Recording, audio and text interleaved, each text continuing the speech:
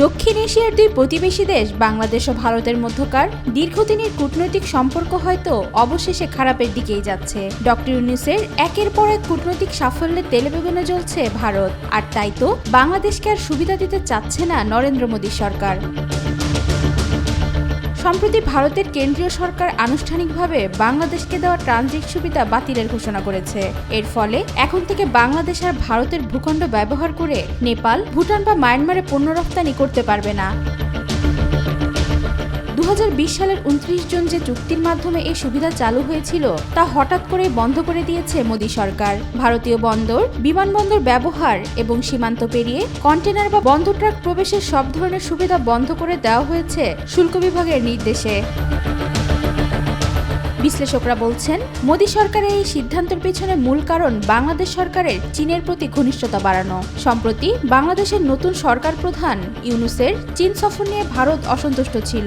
চীনের কুনমিংয়ে বাংলাদেশের জন্য 4টি হাসপাতাল বরাদ্দ এবং ঢাকায় রোবোটিক্স, ফিজিওথেরাপি ও কার্ডিওভাস্কুলার সুবিধা সম্পন্ন হাসপাতাল নির্মাণে চীনের আগ্রহ ভারতের কূটনৈতিক বলয়ে অস্বস্তি তৈরি করেছে। ভারতের পক্ষ থেকে আরও অসন্তোষের জন্ম দেয় ইউনূস সরকারের একটি বিবৃতিতে, যেখানে বলা হয় 7 সিস্টার ল্যান্ডলক আর আমরা 7 সিস্টারের অভিভাবক। ভারতের মিডিয়ায় এই বক্তব্য ঘিরে শুরু হয় তীব্র আলোচনা এবং রাজনৈতিক চাপের। এখানেই শেষ নয়, পরিস্থিতি আরও ঘোলাটে হয় ত্রিপুরার প্রভাবশালী নেতা মহাপাত্র প্রবোধ মানিক্যের হুঁশিয়ারির পর, যেখানে তিনি বলেন, চট্টগ্রামকে 1947 সালে আমাদের হাতছাড়া করা উচিত হয়নি, আমরা তা ফিরে পাবো যে কোনো মূল্যে। উল্লেখ্য, এতদিন ভারতের উত্তর পূর্বাঞ্চলের রাজ্য আসাম, মিজোরাম, ত্রিপুরা বাংলাদেশের মংলা ও চট্টগ্রাম বন্দর ব্যবহার করে পণ্য পরিবহন করত। এতে ভারতের প্রায় 30% খরচ ও সময় সাশ্রয় হতো। বাংলাদেশ যদি এই পথ বন্ধ করে দেয় তবে ভারতের জন্য মারাত্মক বিপর্যয় হতে পারে।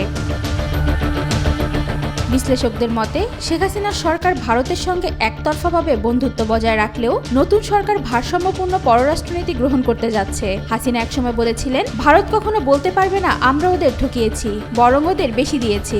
আমরা ভারতকে যে দিয়েছি সেটা ভারত সারা জীবন মনে রাখবে।